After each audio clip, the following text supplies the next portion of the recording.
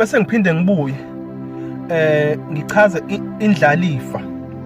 Indlalifa ulo muntu osuke eqokiwe mhlawumbe abazali ukuthi abe ifa lale ekhaya. It does not necessarily mean ukuthi kumele kube inkosana.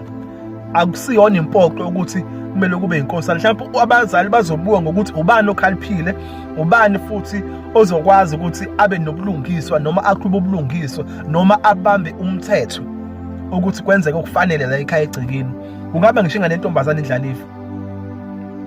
Kungaba ngisho ingane yentombazane indlalifa. Umuntu osuke eqokwe abazali ukuthi akabe ifa ngoba bembonile ekukhuleni kwakhe ukuthi lo muntu unamava ahlabahlosile uzokwazi ukuthi umndeni awuyise phambili.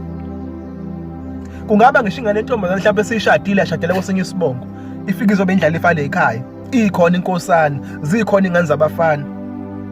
Ukubezwe nje abanye abantu bethi ingane yentombazane akumele yabelifa ngoba izohamba yonika amadoda noma izogana ifa lale ekhaya lihamba. It's not about that.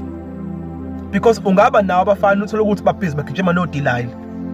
Uthola ukuthi bahlulwe umthetho wokuphila, bahlulwe ukuyiphatha kahle, bahlulwe ukulalela izwi lakho ezumzali. Uthi uyabheka ingane yentombazane mhlawumbe iyona eyakwazi ukuthi ikulalele ezuyise, yenza exactly into oyifunayo.